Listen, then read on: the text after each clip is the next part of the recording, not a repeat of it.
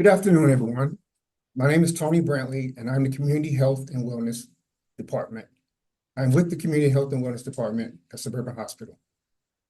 The topic of today's webinar is how to manage sleep as we age. There will be a question and answer period immediately upon conclusion of our guest speaker's presentation. Feel free to type your questions in the Q&A box as they arise throughout the presentation. When the webinar concludes, you will see an evaluation on the screen. Please take a few moments to complete it. We greatly appreciate your honest feedback as it helps us in the execution of future webinars. Today's webinar will be recorded and a link for viewing will be sent out in the coming days. Thank you all for being here, and I will now introduce today's guest speaker, Dr. Rachel Salas. Dr. Rachel Salas is a sleep neurologist and professor in the Department of Neurology at Johns Hopkins Medicine with a joint appointment in the School of Nursing. She serves as the Assistant Medical Director and Director of Ambulatory Sleep Services at the Johns Hopkins Center for Sleep and Wellness. Additionally, Dr. Salas is the Director of the Early Career Program Portfolios for the Johns Hopkins Provost Leadership Advancement and Development Academy. Without further ado, I present Dr. Rachel Salas.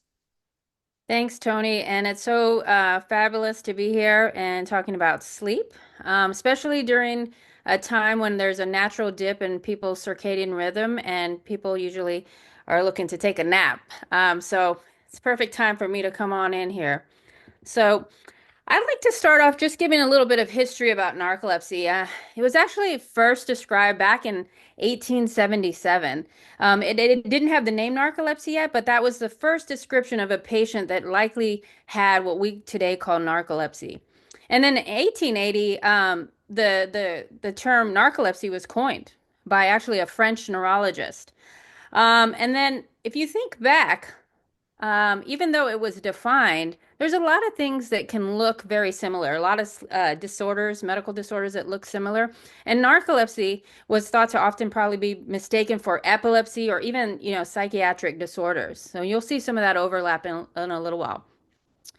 It wasn't until years later that our experts in our field learned that narcolepsy was a disorder of REM, and REM is rapid eye movement sleep. It's that deep stage of sleep, important for memory, mood, and cognition. We're learning more about sleep, as you all know, and that's probably why there's some interest in hearing about this topic. And then in the late 1990s, hypocretin or orexin, it's both the same thing, it's just two different labs found that neurotransmitter at about the same time. So that's why it has two names, but it's the same thing we're talking about. And that system was found and thought to be, the primary cause of at least one of the types of narcolepsies we're going to talk about. I always like to, if I can, find a little spin to this. We all probably heard, like, if you're going to give somebody some big news, like it might be bad news or it might be something kind of emotional. You might hear somebody say, you better sit down for this.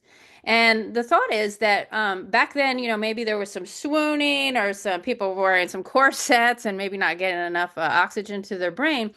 But it's possible that actually people had maybe, undiagnosed and obviously untreated narcolepsy. And so there might be a connection with that phrase there, why sometimes people, when they were given emotional news, why they may have suddenly kind of felt weak and like, kind of their legs kind of buckle and want to fall down.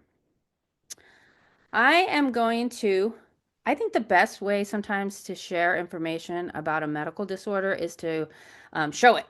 So it's interesting that most of the work that has been done in narcolepsy, we've learned from dogs and Dobermans and Dachshunds. So I'm going to share just a little part of a video so that way you get a little sense of what narcolepsy looks like clinically. Because the genes of dogs and humans are so similar, other scientists are using dogs to discover clues to some of the most vexing of human genetic diseases. With the help of Dobermans like Blitzen and Donner, a big baby, yeah, and a dachshund named Bo, Emmanuel Mignot has already made a discovery that could improve millions of human lives. Bo has narcolepsy. At moments of high emotion, he loses muscle control and appears to fall asleep.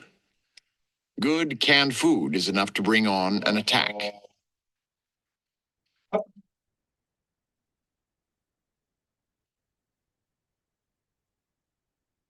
On the rare occasions when Bo slips off into the hall, everyone knows there's no reason to race after him.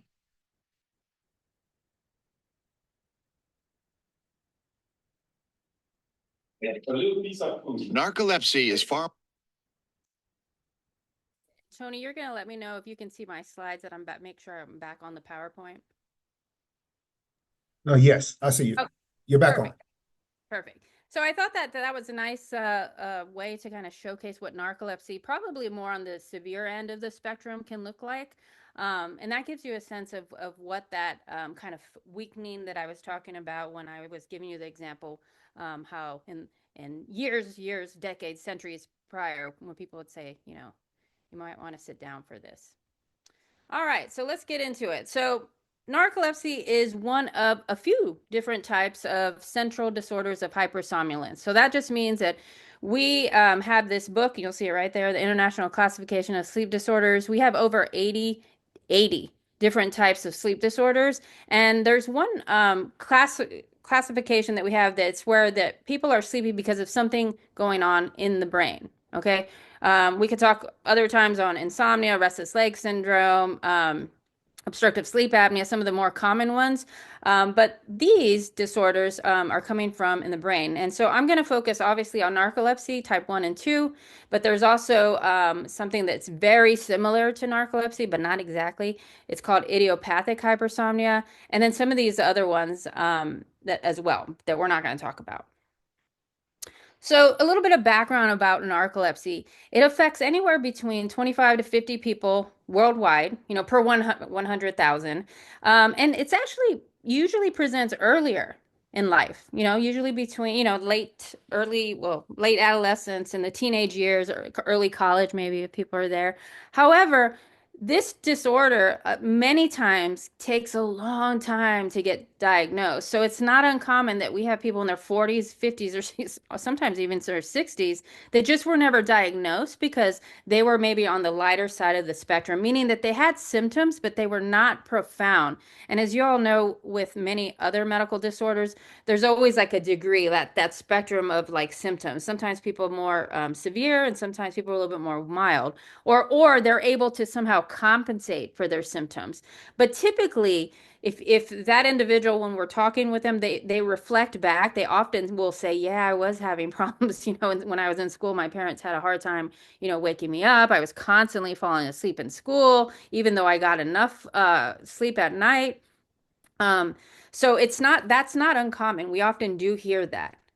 Um, I mentioned a little earlier about orexin or hypocretin. That's a neurotransmitter that is responsible in the brain for regulating our wakefulness, right? So that's what keeps us awake. And so we know from lots of research actually that narcolepsy, particularly type 1, is autoimmune factors are playing a big role in here. And we believe that also there's some genetic and environmental triggers that might make some people more prone than others. Um, Narcolepsy is actually not uncommon, and it can really impact not only the patient's life, but the quality of life around, you know, the family. It can impact their relationships. It can impact their productivity at school, at work. I mean, it can have major effects even on their relationships. So it is something that, you know, I'm hoping that bringing more knowledge to you, you may not have these types of symptoms, but you may have people in your family members or family members that might be displaying some of these symptoms. And, you know, I definitely want to always encourage people, if you're not sure, to talk to your doctor or your clinician so that we can look a little bit more into it because it does have impacts beyond the medical disorder itself, just like a lot of other medical disorders.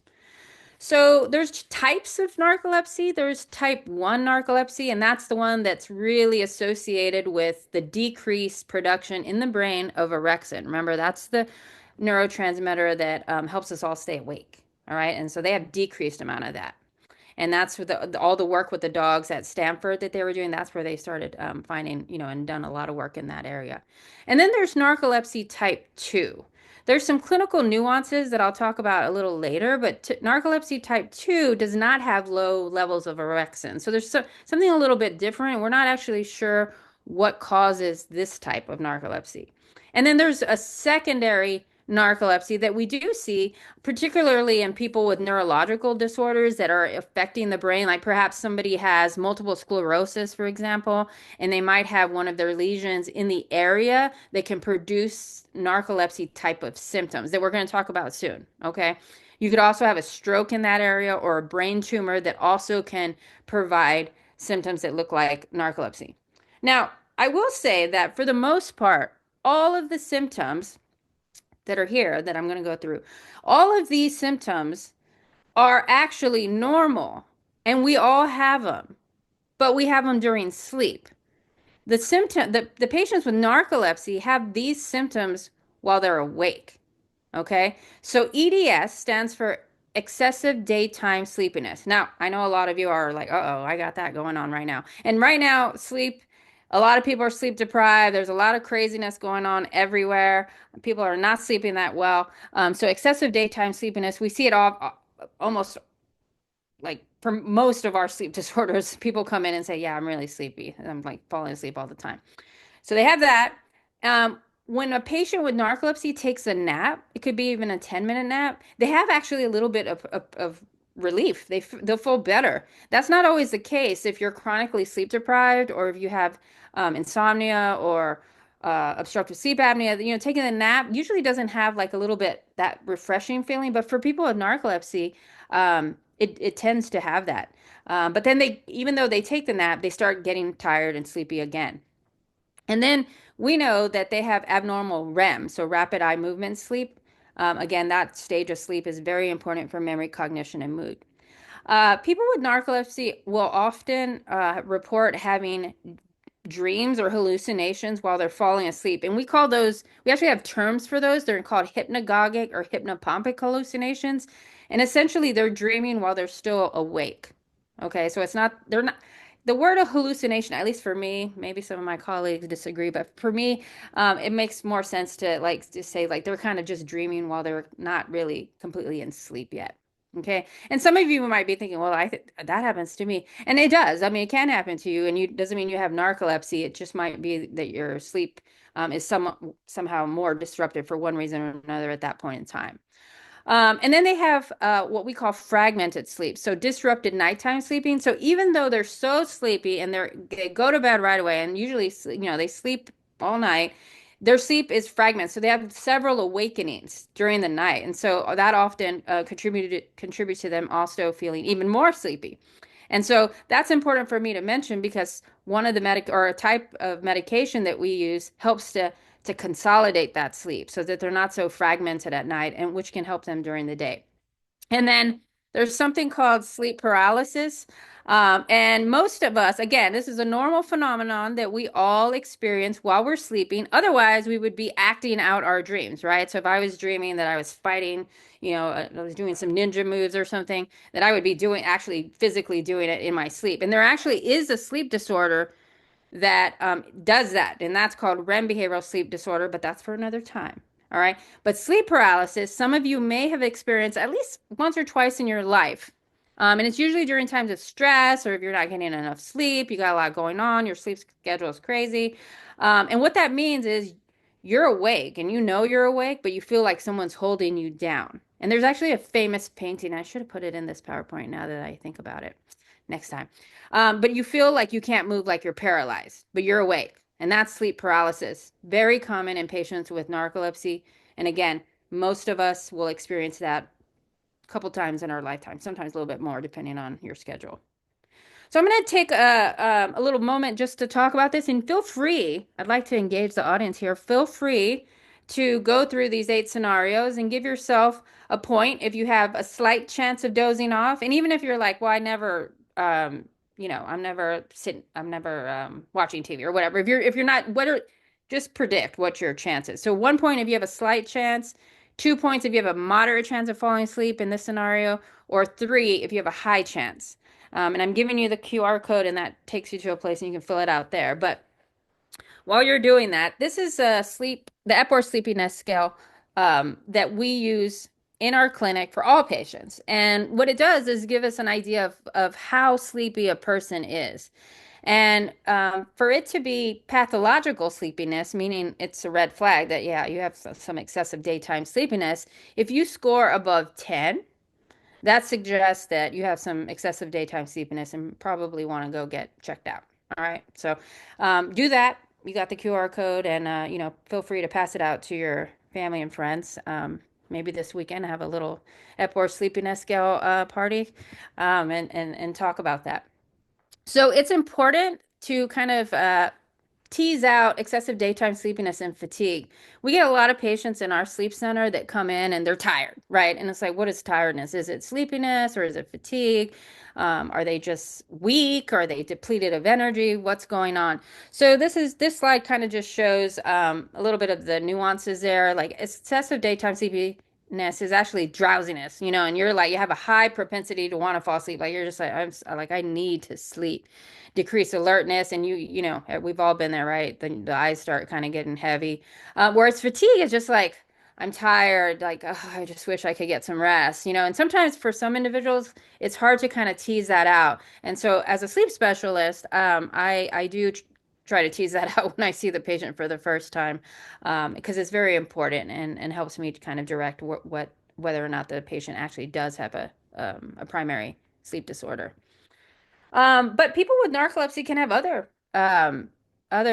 clinical symptoms, and there's the first one is called automatic behaviors, and we've all done this. Okay, so it's not classic for narcolepsy. So what these are like, have you ever driven home and you're like, I don't even remember driving home, like you just know what to do because you've done it so much. You have that muscle motor memory, and it's just, you're just like, I don't even remember driving home. Or that's an automatic behavior. You're just like in pilot mode, like this lady here. She's just like doing her thing, and you don't even realize it. And that automatic behavior, um, is what we think is what's responsible for is what we call microsleeps. So I'm not talking like when you're dozing off. That's not a microsleep. A microsleep is where you're awake, your eyes are open, and your brain falls asleep for 1 or 2 seconds. So people with narcolepsy, they're that sleepy, so they're having like probably hundreds and hundreds, maybe even thousands of microsleeps. Um, and so that's why this can be it can really impact their quality of life, right, at work, and hope, if they were driving. Um, Hallucinations, we talked about this a little while ago, the dreaming. So when you have these vivid hallucinations, they can be auditory too, like you just hear something. Again, it's dreaming while you're not completely asleep yet. And if it happens as you're awakening, we call it hypnopompic. And hypno means sleep, and we can go down another conversation about Greek mythology and sleep, which is very fascinating. And then hypnagogic are at sleep onset, so usually when at bedtime. Okay. And then we talked about sleep paralysis, and these sleep paralysis can be like pretty benign, so meaning they don't really cause a lot of problems, but they can be pretty scary also. So they'll feel like they're having a bad dream. Some people might even feel like there's a ghost or something in the room holding them down. So it can be pretty traumatic, and I've definitely encountered that with some of my patients, one time in the sleep center. All right. So, besides type 1 narcolepsy being associated with orexin or hypocretin, right, decreased levels of that, type 1 narcolepsy patients also have what we call that cataplexy. And remember, that was that image I showed you, like sit down, I'm going to tell you something emotional or something. When your muscles start buckling. We remember Bo, the little Dachshund that, got so excited that he just like body collapsed. That's what cataplexy is. In humans, it's usually triggered by strong positive emotions. And honestly, most of the time it's when they're laughing so hard or they're on a ride. I'm sure some of you have seen those videos where somebody's on this like crazy like ride at one of the theme parks, and they like and then they pass out for a few seconds and then they wake up. Very possible, very likely that patient or that person might even have narcolepsy. So that's what cataplexy looks like. It can be evoked by other types of emotion like anger and stuff. We do see that, but usually it's laughing or joking around, just being kind of funny.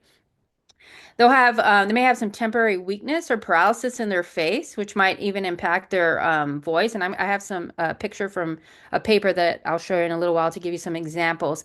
And for some people, they just get a little weakness in their legs and they start kind of like falling back. They don't completely fall down usually.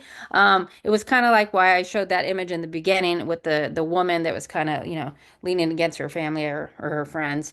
So that's kind of what it looks like. It's not that dramatic. Like somebody doesn't just pass out, it's just kind of comes on slowly. And then we saw, the little dots in. He gave a good example, two good examples.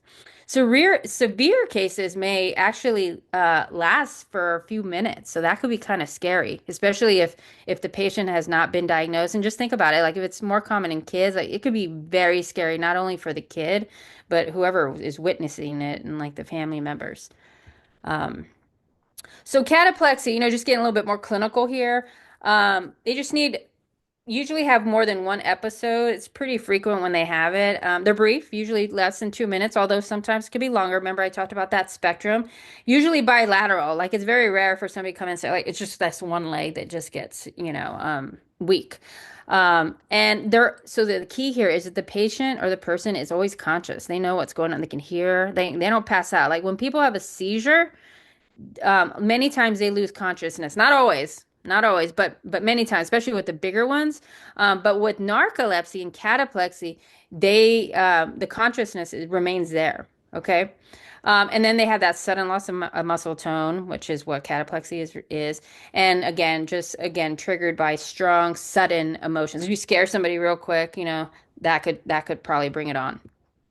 From a more diagnostic standpoint, if I ever have a patient in person that I was evaluating for narcolepsy and they happen to have an episode of cataplexy in front of me, I would pull out my fancy little, I should have had it here, my fancy little reflex hammer and check reflexes. And you know what? They're gone. They're gone during the cataplexy. So that's like pretty like a strong diagnostic finding for us. And we actually put that in our note because it's so strongly associated. Now, children may present a little different, and that's what I'm going to show you some pictures of in a second. They tend to have a lot of facial involvement, and it can look like they're not really. It can look like they're like joking around. So let me see. Yeah, right here. So here, we start seeing in this patient, she kind of starts moving forward, her chin's kind of coming down. It's kind of hard to see. It's a little subtle, but her face is getting a little weaker. Okay, so that's how it looks like for her. And then this guy, he's there. The mouth starts opening, so it looks like that towards the end. Okay, and then this guy, the sticking out of the tongue, that's what it looked like for narcolepsy. And this one, it's more of a staring, a little bit of staring gaze, like the head's dropping a little bit more. Sometimes like seizures, or it's like is a patient having a seizure? That's why they're all hooked up too. And then for her down here, it's again like a lot of the mouth. Maybe she's not even able to talk. Some of the voice can't come out. And again with the head turning. So those are some examples. You can see how this could be missed if it's not that, even if it's pronounced like this, like people might just think like, oh, they're just being a kid. It's nothing going on, right? So, how do we diagnose narcolepsy? Well, guess what? It's a sleep study, and we like to use fancy words, so we call it polysomnography. That's an in-lab overnight sleep study. So the patient comes in overnight, we put all these electrodes on their head, on their legs, a heart, look at oxygen levels, all sorts of things, and they stay overnight. And the reason we have to have them do that is because we have to make sure that the patient has adequate sleep the night before. It might not be perfect sleep because, again, you're in a different environment with all these wires on you. But we make sure that the patient has enough sleep and then doesn't have any other major medical disorders, like, for instance, like sleep apnea, obstructive sleep apnea. Okay, because if they do, then we would want to treat that first and then bring them back. But the main test that we diagnose narcolepsy with is a nap test. So we keep them the night before, and then they stay pretty much, they're almost with us 24 hours, to be honest. But they undergo the multiple sleep latency test. And that basically is a series of 4 to 5 naps. We do 5 naps. And there's a specific protocol that our techs do. Like we have the environment specific, we give them the patient specific instructions.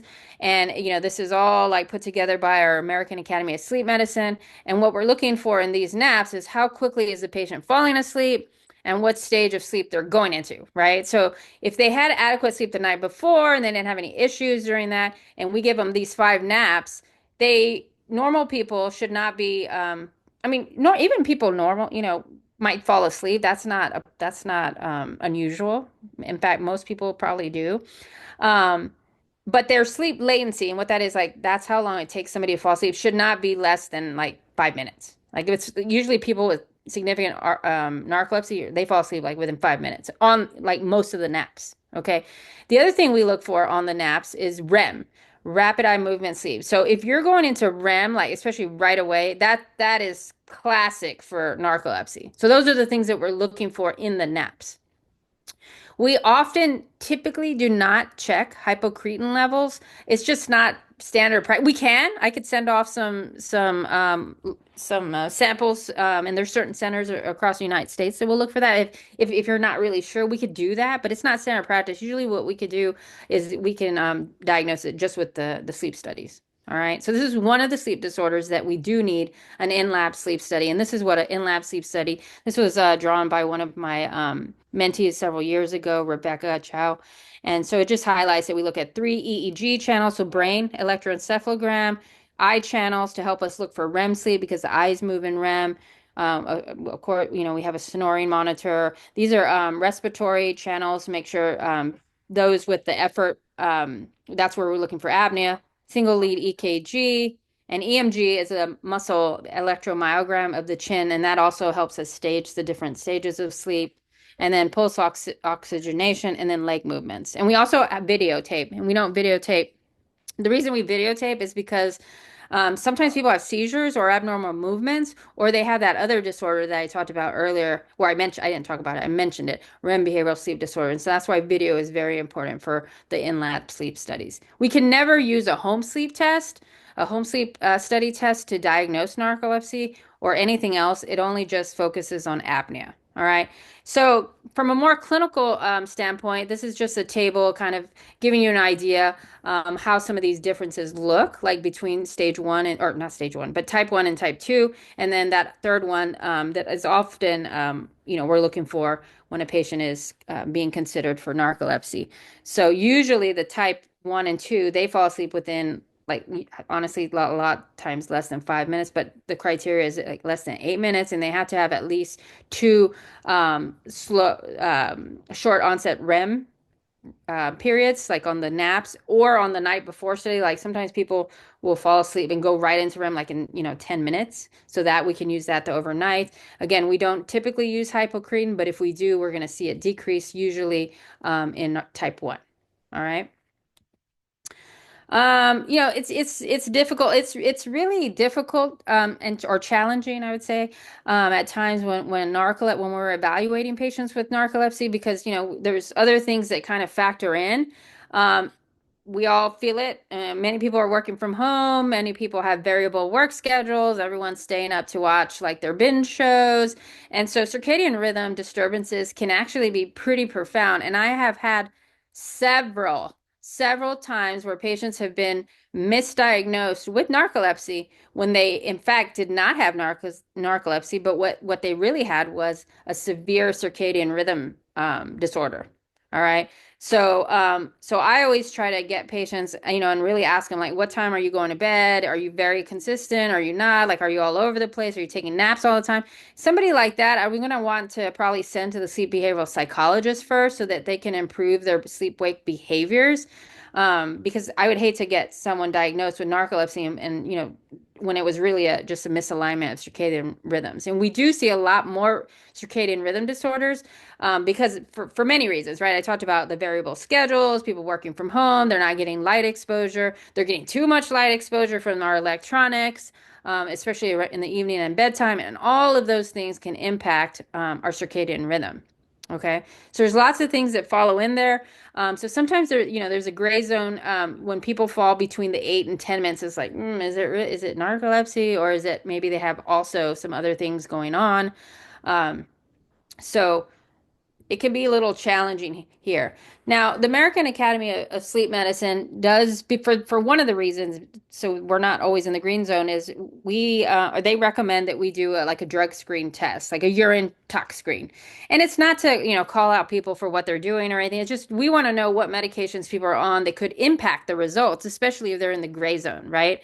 The problem now is that there's a lot of different states that have different you know, what's available or not, and the marijuana, right? So that's a big thing, right? It's like and this has already changed since 2020, but so that can alter that. But so if my patient comes back positive and they're in that gray zone, then I'm gonna have to talk a little bit more about them to really see if in fact they do have narcolepsy or not. So it is kind of challenging and clinical. So this is why like most of the patients that are being considered for narcolepsy actually do make it to the sleep center because it's just it is challenging sometimes to diagnose.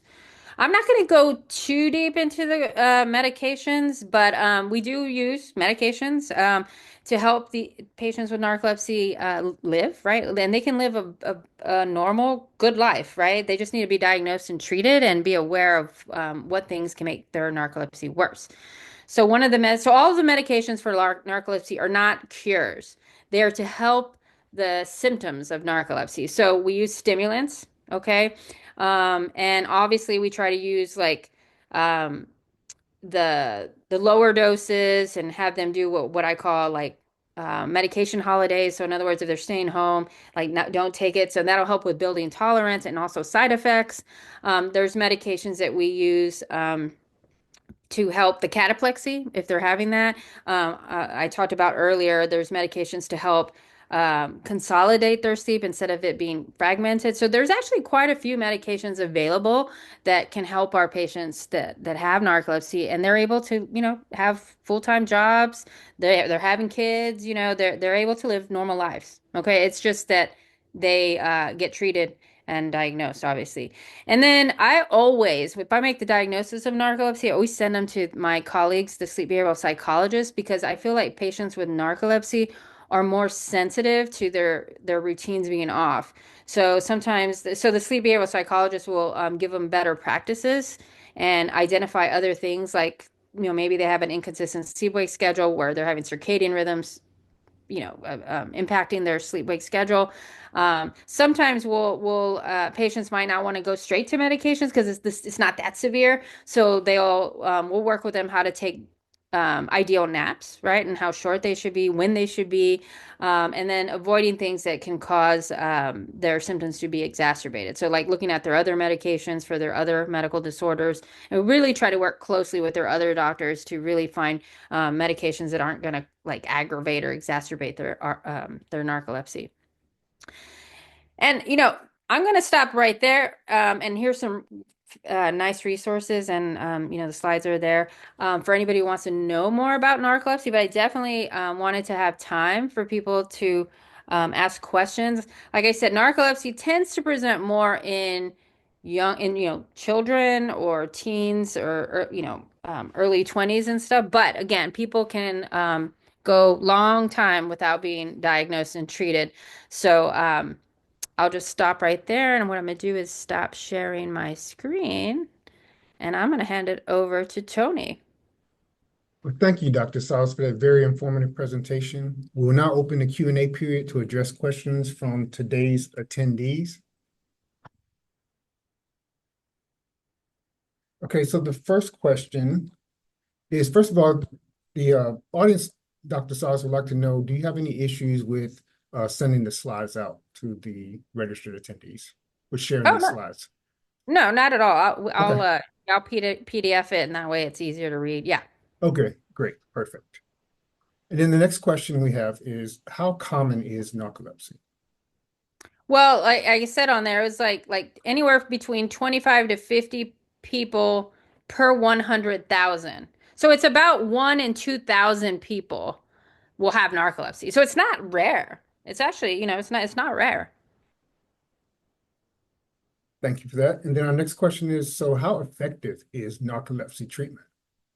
It's pretty effective. I mean, and initially, just like everything else, right? It's like little Goldilocks, I always say. They got to find what medication works right for the patient, and balance side effects and what their other medical disorders are. But I would say all of my patients, like that we end up diagnosing with narcolepsy, like there's times, especially in the beginning, obviously, but once we get them managed on their regimen, they do really well and they live like normal, regular lives. They're out, you wouldn't be able to tell because they're managed so well. Our next question is there any cutting edge treatments that have not been approved or possibly researched that you know about? Oh yeah, yeah. So sleep is an emerging field, and there's a ton of research going on in the space with new medications, and we're excited because like new medications have been coming out for narcolepsy that were not available even when I was in my training. So yes, there's things coming in the pipeline that we can't like talk about, but there's definitely new treatments coming out, and there is a focus on narcolepsy. How is REM sleep specifically affected? REM sleep, correction. How is REM sleep specifically affected? So it's well, there depends. That's a complicated question because it depends which narcolepsy kind of we're talking about. But I think overall is basically REM is like I said earlier, like in normal people, we all of the symptoms of narcolepsy we typically all have while we're sleeping. It's just the patients with narcolepsy are having them while they're awake.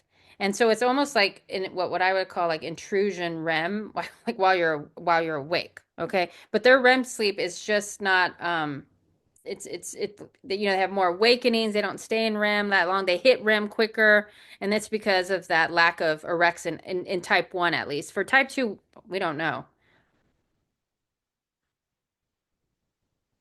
So our next question actually is a question I can answer. The question is, will there be future lectures about insomnia, sleep disorders with aging, disruption of circadian rhythms, etc.? So Barbara, yes, there will be future lectures on these particular topics.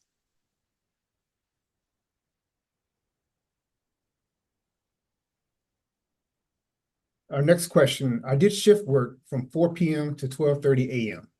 Mhm. Now I'm retired and trying to establish a consistent sleep schedule. It is really hard to do. While watching TV, I fall asleep fast without realizing I'm about to fall asleep. I have vivid dreams right away when I fall asleep. So I don't see an actual question, but if Dr. Sauls, if you'd be like to maybe address Yeah, that. comment. Yeah. So yeah, you very likely don't have narcolepsy, but definitely do have a circadian rhythm disorder. And I would encourage you to come to the sleep center to get evaluated because there are things that we can do to help with that. Now, like there are people, as you get older and you're retired, and some people are like, I want to go to bed at 7 p.m. and wake up at 4. Like if you can do that and it's fine and you're living your life, like no problem, that's fine. Most humans are set to go to bed at 11 p.m. and wake up at 7. That's the typical average circadian rhythm.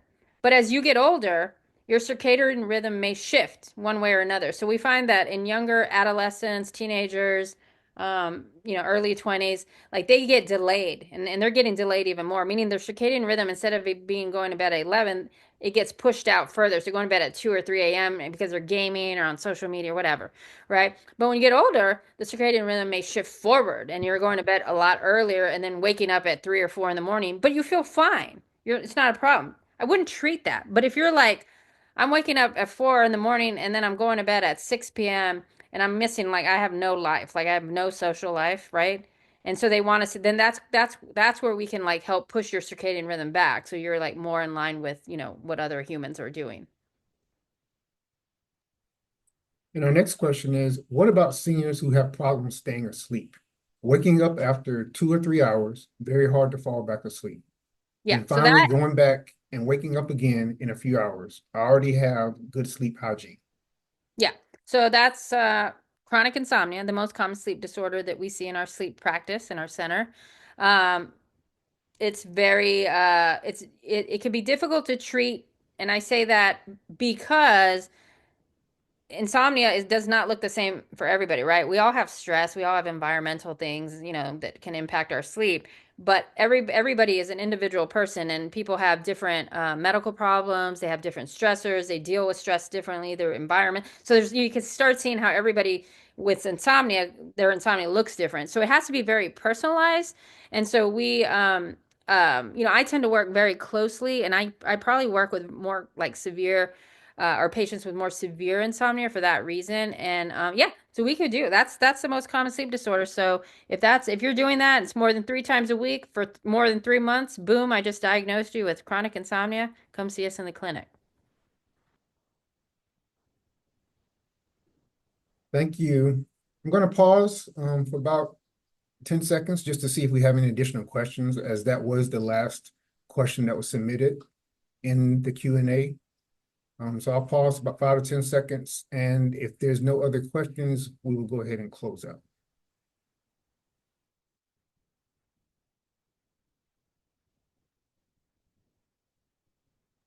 We have one additional question.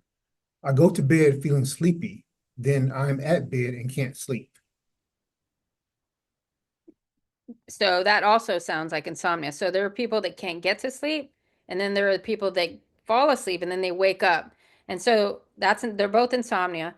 The first person that I just answered a little while ago, when you go to sleep and have no problem, but then you wake up, I always worry about obstructive sleep apnea, whether you're snoring or not. First of all, you don't know, we don't know, right? But if you wake up, a lot of times people are like, oh, I'm just waking up. But a lot of times it's actually an apnea that's waking you up and you're just not aware of it. 80% of people that have apnea are not diagnosed. 80%. So that's where I would be looking for in those. Now, for the people that can't get to sleep initially, there's a whole, like, I always do like a hard reset. Medications can work sometimes, but usually it's all about um, doing this hard reset, working with a sleep behavioral psychologist. But there are things that we can do. And we do know that insomnia, the two that we just kind of talk about, are there is increased risk. They have increased cardiovascular risk, increased mood disorders, increased or decreased quality of life, problems with memory and concentration. So it is it's associated with risk. Insomnia is. So I definitely would talk to your primary care first. And if what nothing works there, then definitely consider going to a sleep specialist. Our next question is, how and where is the sleep clinic to make an appointment? Oh, okay. Well, there's a lot of sleep clinics around. I guess because we're all Hopkins here. So my sleep center, the Johns Hopkins Center for Sleep and Wellness, we're in Columbia, Maryland, and our number is 410-740-7944. Hopkins also has a sleep center at Bayview, which is in Baltimore. I do not have that number memorized. I think Sibley also has it's a smaller sleep center, but we have a Sibley Hopkins sleep center there. Or you could just Google and see what's closer to you and more convenient. So I will say this: our wait times are kind of long for new patients. Don't get discouraged, even if you have to wait 6 months. And I know some of you are like, oh my, I can't wait 6 months. But it's harder for new patients because those slots are longer. We have like we block about an hour, and then and the rest of the time we're getting in our follow-ups. But once you're in, you're in. So you're not waiting 6, or 9, however long the wait time is. You're not doing that all. It's just initially. Okay, I'll say that for pretty much any sleep center or any medical practice. I think things are getting better, but the more people are getting more sleep awareness and wanting to improve their sleep, but particularly if you have family members that had dementia. I'm getting people that just they're not having a sleep problem. They're just coming to see me because they want to improve, like they want to enhance their sleep. So that's the other reason there's a lot more of a longer wait time. But just get in there. You can be on the cancellation list, and people do cancel, and we want to fill the slots because we know that there's a lot of sleep disorders out there. Our next question is, do we wake up because we have to urinate, or do we realize that we have to urinate when we wake up for whatever reason? Yeah, you're usually not waking up because you have to urinate. You're usually waking up because you're having an apnea or something in the environment woke you up, you just weren't sure, and then your brain's like, oh, we're awake. Let's go to the bathroom. So my rule of thumb is if you're waking up more than twice a night, that's not normal. Okay. Now, if you wake up twice a night and you're able to go back to sleep, no problem. That's normal. That's fine. But if you're waking up 3 or more times a night, and you're like, well, I guess it's to go to the bathroom, that's a red flag. That means something's going on. And I would probably say that more often than not, You probably have a undiagnosed, untreated sleep disorder, probably sleep apnea. People over the age of 65, 50% of people over the age of 55, or excuse me, 65 meet the diagnostic criteria for a sleep disorder, and many are undiagnosed and untreated. Remember, I said earlier, 80% of people with apnea don't know they have it. Our next question, do I need my primary care doctor to make a referral for a sleep study? Uh, So it depends on your insurance. And what I would say is just make sure they can order them. They can order them. If you're more complicated, like for instance, if narcolepsy, or REM behavioral sleep disorder, something like that, like I would recommend going to the sleep center first, because sometimes when the primary care is trying to order it, they may not order it the way we would order it. And we want to be, we want to make sure that we get it done right. But if it's simply for apnea, then a lot of them will do it. And many of you, probably can just get a home sleep study test if it's just for apnea. Okay. But otherwise, just come to the sleep center. Our next question, is Ambien okay to take? What, yes. I will. Okay, let me put it in context. So Zolpidem, which is the generic name for Ambien, um, is okay to take if it is prescribed for you, the clinic by a clinician. So in other words, like if your friend is like, "Hey, I have some, some Zolpidem. Do you want to try?" I would say no, do not take it. And the reason for that is, like it might interact with your other medications. It can interact with alcohol. You might not be on the right dose. Like there's all those things. And I think that happens actually quite often. That's why I'm mentioning that. But if your doctor or your clinician says, hey, you do actually have insomnia, maybe you have a divorce or somebody, something going on, then you just really just need to get, trying a sleeping pill for a couple weeks, that actually makes good sense. Okay. But you have to get it through your clinician, and we want to always start with the lower dose, right? And monitor side effects and tell you about the potential side effects. Okay, because there are side effects. So yes, do not take medications from friend. I know that wasn't necessarily intended here, but I do see that quite a lot. And then be very careful about taking over-the-counter sleeping pills, like some of the brand ones, the PM medications. Those can can cause harm. And I have seen a patient. I had a patient one time that took um, an anti-histamine medication, because it tries to stay away from brand names, antihistamine medication, and started having major, major cognitive problems because she thought like, well, I could just take this medication every night. It helps me sleep. No problem. But then started having major cognitive issues, and it was because of the over-the-counter medication. So be very careful on what you're taking. Just because it's over the counter does not mean it can't do harm. Our next question, so insomnia, can it be treated and how? Yeah, yes, it could be treated. We just got to make sure it really is insomnia and not another sleep disorder like sleep apnea. And yes, we have treatment for insomnia. The gold standard is something called cognitive behavioral therapy, and you work with the sleep behavioral psychologist.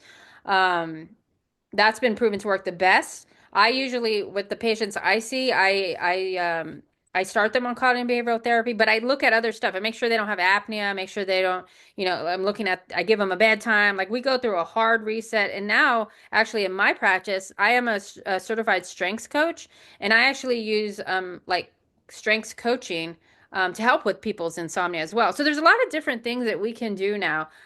So yeah, we can definitely treat it. It's not easy to treat. It takes time, and most of the effort is on the patient side, right? Because I'm not going home with the patient and saying, okay, it's time, let's turn off the lights. But we give them a plan and they start working on it, and people they do well. How do you deal with your mind racing when you're actually sleeping? My dreams are like in fast forward, not literally, but everything is moving fast and never slows down. Yeah. So that's typical for a patient with insomnia, right? You just kind of some people are thinking racing, racing, others are worrying, worrying, worrying. So that's why cognitive behavioral therapy is the number one treatment strategy for that, because now your brain has learned this is part of your bedtime routine. You're going to get in bed and you're going to, worry or think about things. And so your brain just automatically does it now. So we got to break those behaviors and those habits. And that's why cognitive behavioral therapy works. So, and that's why, again, insomnia is like a little bit more time intensive to treat and more complex and then very personalized. How do you treat chronic insomnia for someone who has good sleep hygiene and no stress? I guarantee you there's something else going on, like either the circadian rhythm is off, there's an undiagnosed other sleep disorder that that person's not aware of. So yeah, it's people don't come to my clinic and I say, yes, you have insomnia, let's just do some sleep hygiene. Like, no, there's like usually like, believe me, I find this stuff. Yeah. So, there's stuff we could do. It just depends. It's hard to, without the full context of everything for that individual. But yeah, if you're not if you're having problems, then something's going on. Yeah, our next question, I believe, was asked earlier, but if you could, Dr. Salas, could you please re-answer this question again? Does Suburban in Bethesda have a sleep center? Well, I think it's just in Sibley. I think that might be the closest. I don't know if I don't think Suburban has a sleep center. There might be a sleep physician there. I don't know, but Sibley definitely has a small sleep center. And I will tell you that everybody in our practice in Columbia, Maryland, um, like for example, I only do telemedicine, and I see patients in Maryland, Texas, and Florida, and then some of the other states that still let, they let, you know, um, since the waiver from COVID. Um, so keep that in mind. Are hallucinations when you wake up a sign of sleep disorder or a sign of the beginning of dementia? Well, that is a complicated question. So I would say it could be, I mean, the presentation talked about, hallucinations for people with narcolepsy. So it could be narcolepsy, right? But it also could be that you're sleep deprived, your schedule's off, you have an undiagnosed, untreated sleep disorder, so you're still kind of not fully awakened. Dementia, there are some dementias that are associated with hallucinations. But yeah, but so yes, I mean, it's possible, but again, it's hard to say just with with that, and without doing a full consultation. I've been diagnosed with sleep apnea and wear a dental device, but I'm Hmm. still waking up around 3 or 4 times a night. What can I do? Okay. So on that limited information right there, I would say, when were you diagnosed with sleep apnea? So if it was like 5 years ago, right, and now you gained weight or now you got diagnosed with something new, things change, right? So you got to get reevaluated, because maybe now you're severe and the dental appliance is helping most, if at least some of your apnea, but now you actually need a CPAP machine. So that's one issue. The other issue is like maybe your device needs. I don't know how old the device is. You know what I mean? But that is a red flag that something's going on, and you should probably get reevaluated for your apnea. It's probably time. I think a lot of times people like get diagnosed and they're like, oh, I don't need to see a sleep person ever again. But no, like things change. Anytime I make the diagnosis of apnea and I put a patient on treatment, they should come see me once. I tell them you should see me at least once a year. Sometimes even more, depending on how complex their medical situation is. I might see them sooner than that, but at least once a year if you have apnea, whether you're on an appliance or CPAP or BiPAP. What about Xanax occasion? So I never prescribe Xanax. Like it's not in our practice parameters as the drug of choice for a sleep disorder like insomnia. It's more, that's a benzodiazepine, which is a medication that we typically use for anxiety or sometimes even seizures. It's something that I might entertain in a patient that has severe sleep related anxiety, but it's very rare. Like I have like the last time I wrote a prescription for that, I think I was in a resident. So that should tell you like, it's not in our standard practice. And the medications, like we talked about earlier, Zolpidem is works like a benzodiazepine, but it has a better side effect protocol so that or profile. So that's why we usually use those medications versus like the benzodiazepines that have more of a higher risk, like chance of dependence and side effect profile. But if you're given it, if your doctor gave it to you because of anxiety or some other reason, then definitely take it for that. And then one of the side effects is sleepiness. So, might help with that. But it's definitely not it's not FDA approved for insomnia and definitely not primary choice. How do you use telemedicine to diagnose something as complicated as sleep apnea, etc.? Well, so actually sleep medicine, we can do it. I do it all the time and been doing it for years now. So, but the sleep study, obviously you cannot do virtual. So you would get a sleep study maybe at your home, or maybe I would send you to the sleep center.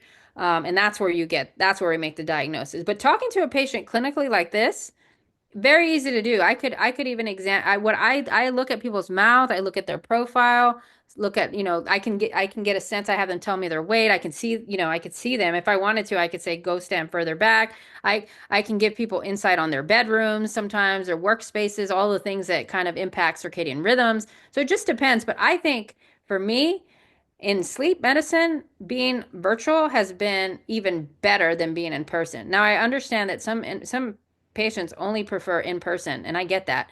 And so in our practice, like we have some providers that do do both, but everybody in our practice does tele, and some of them do also in person. Our last question for today.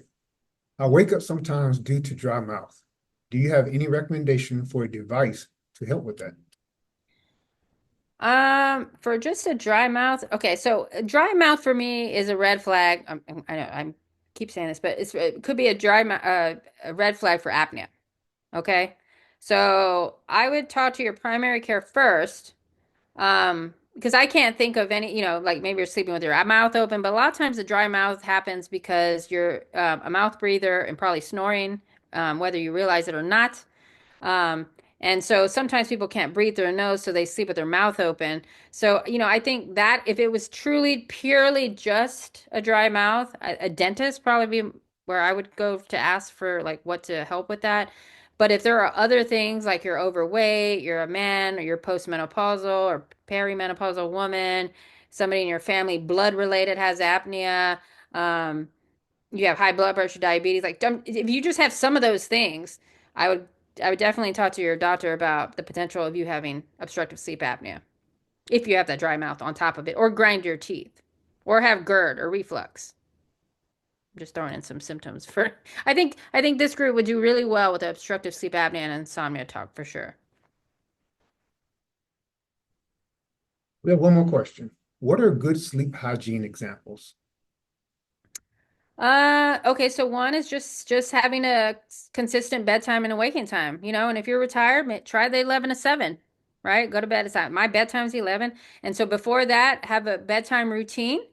Do something so the brain kind of knows, like, oh, okay, yeah, we do this every night. I put pajamas on, or I take a warm bath, brush my teeth, I do some yoga nidra, whatever. And you get in that practice, and then consistency is key. Stay off the electronics, ideally an hour, but if not 30 minutes before bedtime. Don't sleep with your phone, don't check your social media, don't check the definitely don't check the news right now. It's too crazy. Like, and because all of that feeds your stop. Don't sleep with like 10 animals in the bed, your pets. They can disrupt you. Make sure you're changing your sheets at least every 2 weeks. I change my sheets every week. Allergens can build up. That can disrupt your sleep without you knowing. So there's a ton of other things. You just Google that online or look at the resources I had on my end of the slide. And there's a lot. In fact, Hopkins, if you type Hopkins Sleep Portal, you'll have some nice information to answer some of these like questions about just basic things. Like if you have questions about melatonin or, sleep environment, it's all there. Ladies and gentlemen, this concludes the Q&A period in today's webinar. The Community Health and Wellness Department here at Suburban Hospital would like to again thank all of you for attending and Dr. Salas for her presence here today. We hope the information she shared is beneficial to each and every one of you. As a reminder, once this webinar concludes, you will receive an evaluation on your screen. Please take a few moments to complete the survey. We greatly appreciate your feedback. Have a great rest of your afternoon.